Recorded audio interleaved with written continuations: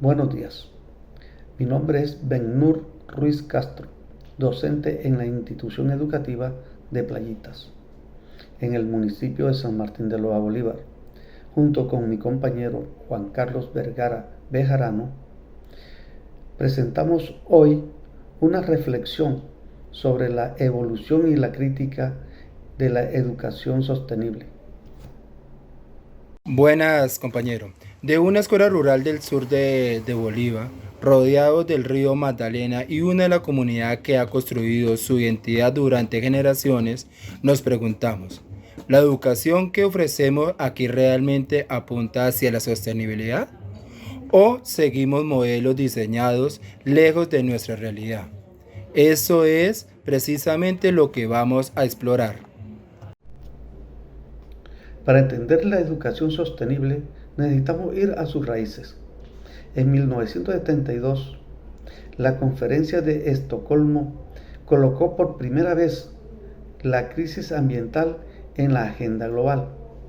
15 años después, el informe Brundtland de 1987 definió el desarrollo sostenible como aquel que satisface las necesidades del presente, sin comprometer las de las generaciones futuras. Esta definición cambió la manera en que el mundo pensó la educación. En 1992, la Cumbre de la Tierra en Río incorporó la educación como herramienta de desarrollo sostenible en la Agenda 21, pero desde América Latina, autores como Gudinás y Acosta 2011 nos advierten que estos marcos globales no son neutrales. Fueron diseñados desde el norte global y no siempre reconocen los saberes de nuestro pueblo. En Playitas, las comunidades saben cómo vivir del río sin depredarlo. Ese conocimiento también es educación sostenible. Por eso es fundamental que, al hablar de educación sostenible en América Latina, no simplemente traduzcamos los modelos europeos, sino que los interpelemos desde nuestra propia realidad histórica, cultural y ambiental. En el 2015, las Naciones Unidas adoptaron la Agenda 2030 con 17 Objetivos de Desarrollo Sostenible. El ODS 4 nos habla de educación de calidad inclusiva y equitativa. Pero, y este es el punto crítico, ¿qué significa calidad? Es una escuela rural como la de Playitas, donde las condiciones de infraestructura, conectividad y dotación son radicalmente distintas a las de una institución urbana. Los indicadores globales de los Objetivos de Desarrollo Sostenible miden cobertura, alfabetización, acceso a la tecnología, pero no miden si los niños de Playita conocen y valoran sus tradiciones culturales, si comprenden el ciclo del río que les da sustento, si pueden pensar críticamente sobre las decisiones que afectan a su comunidad. Una educación verdaderamente sostenible debe medir eso también. No basta con cumplir los indicadores, hay que cuestionar qué se mide, para qué y en beneficio de quién. Hablemos de cómo ha evolucionado la propuesta pedagógica. Durante años, el enfoque STEAM, ciencia, tecnología, ingeniería y matemáticas, dominó el debate educativo global. Sin embargo, dejaba por fuera dimensiones fundamentales del ser humano: las artes, las humanidades, la cultura, la emoción. Por eso surgió el enfoque STEAM, que incorpora las artes y esto tiene como un significado especial para Playitas. La tambora, los relatos orales, las expresiones plásticas y la música tradicional del Caribe no son adornos del currículo, son vehículos legítimos de conocimiento, de identidad cultural y de pensamiento crítico. Integrar las artes a la educación sostenible no es un lujo, es una necesidad para las comunidades como la nuestra.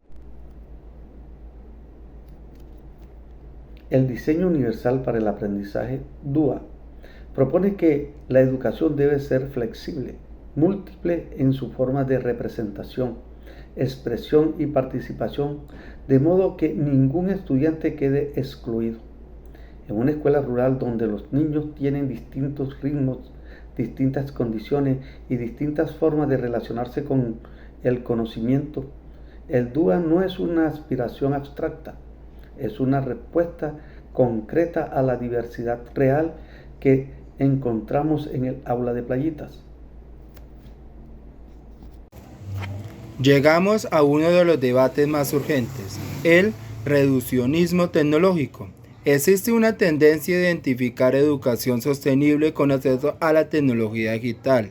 Se asume que si los estudiantes tienen computadores y conexión a Internet, automáticamente tendrán una educación de mejor calidad. Esto es un error conceptual que tiene consecuencias graves. La CEPAL 2022 nos señala que la transformación digital solo es inclusiva y sostenible si se gestiona de manera que no amplíe las brechas existentes. En Playita muchas familias no tienen conectividad, muchos docentes no han recibido formación en herramientas digitales y muchos contenidos en plataformas digitales no reflejan ni valoran la realidad cultural del sur de Bolívar. La tecnología puede ser una herramienta poderosa, pero no es sinónimo de educación sostenible. La sostenibilidad educativa no se descarga, se construye con la comunidad, desde el territorio y en el diálogo con los saberes locales. ¿Qué significa entonces una educación sostenible desde el horizonte críticos en un lugar como Playitas?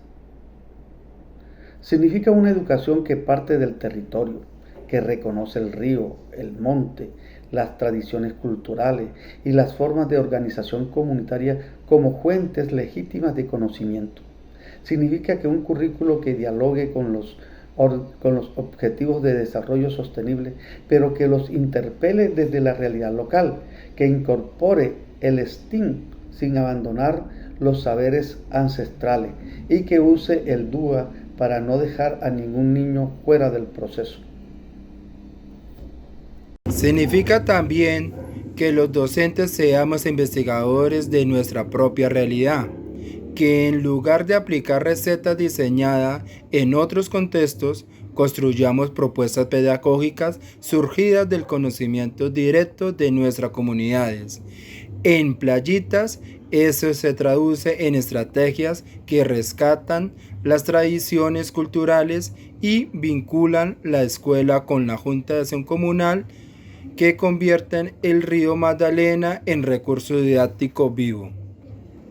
La educación sostenible no está al final de un largo camino de desarrollo, ya existe en las prácticas de las comunidades que han sabido vivir en equilibrio con su entorno durante generaciones. Nuestra tarea como educadores es reconocerla, sistematizarla y convertirla en el corazón de lo que hacemos en el aula. Desde Playitas Bolívar, gracias.